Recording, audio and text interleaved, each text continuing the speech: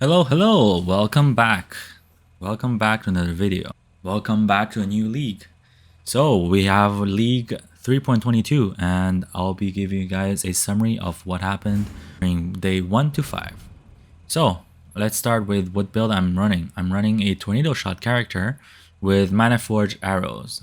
Basically, the gist of it is that we're going to be using tornado shot to trigger all our other bow skills using Manaforged arrows. All the gear that I have on are really cheap, except for the bow, which is about 5 divine I just bought. And I'm going to be transitioning from a precise technique build to a crit build. As you can see, we have all the skills that are linked to Manaforged arrows.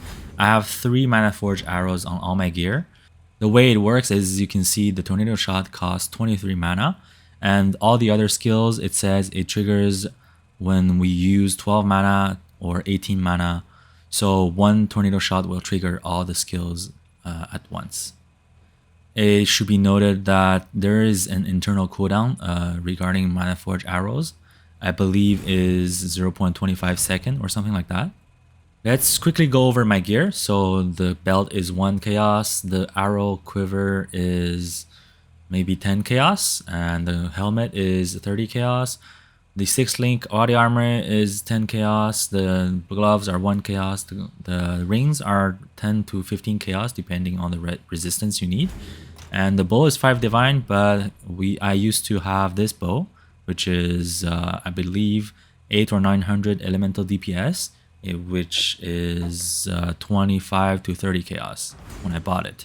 I changed to a spine bow because I'll be transitioning to a crit build, and the spine bow is the best base. I'm going to be removing precise technique and allocating some passives to crit. Overall, the build is very good at mapping. If you guys are bored with your lightning arrow builds, you can try this one. You're shooting over 50 projectiles with 1 click, and it's all aimed automatically except for your tornado shot. So you're just right clicking and monsters die around you. The mechanic of the build is really simple. Basically, all you need is the non-channeling skills have minus mana cost on your rings, 2 of them. And this basically lowers all the skills mana, and as you can see, the tornado shot has 23 mana, and all the other skills linked to Manaforged has lower than 23 mana. And we are solving our mana issues with some leech on our passive tree, and there's also some mana gain on per enemy killed on our quiver, but that really isn't necessary. We're shooting so many projectiles, we're leeching mana everywhere.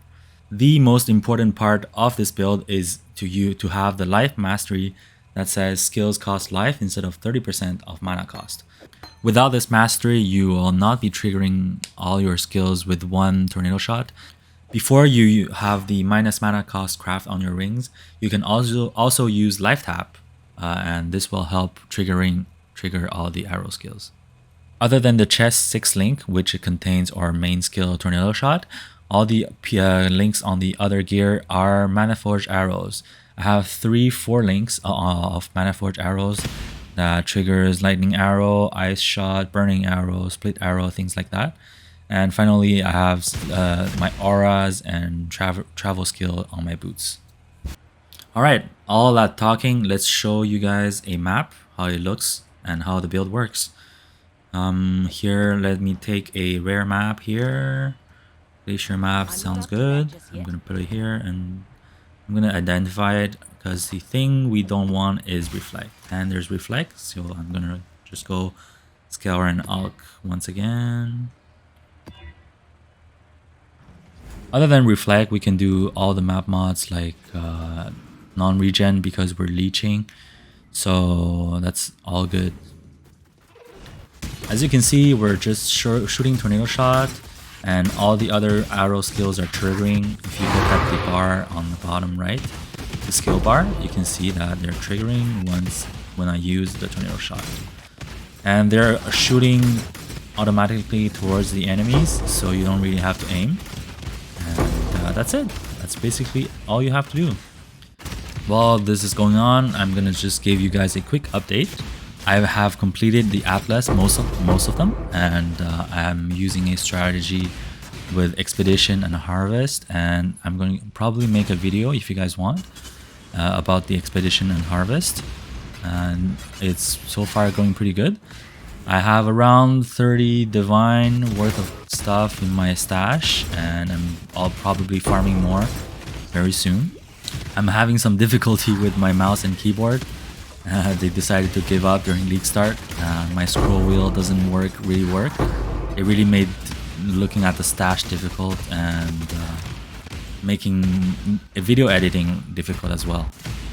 I've seen there's an update to the league mechanic, and the rewards are buffed, and it seems to be really good. I'll probably test it out myself and see how it goes.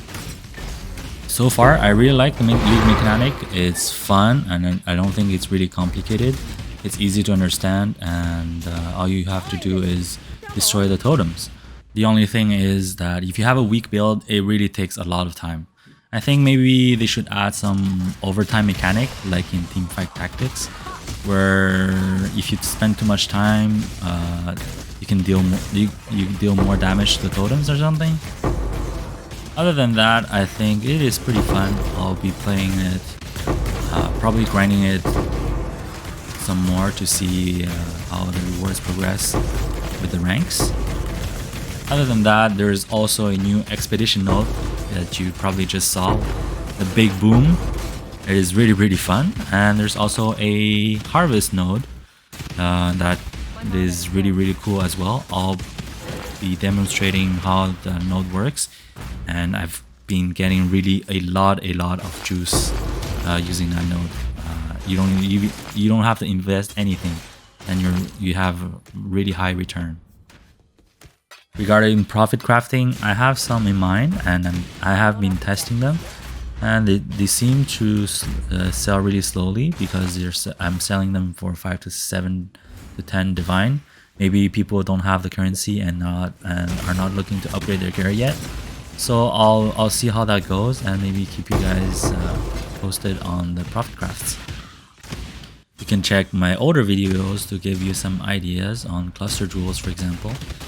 Oh, here we are at the boss. Let's see the boss damage of this build. Keep in mind, I'm still currently on the precise technique, so it means it's not the crit build yet. With the crit build, we'll be doing much more damage, and I'll be transitioning to that build very soon. That's it. This is map done. We got some good drops, 7 Astragali, some stacked decks, and some Eldritch Acres. Good.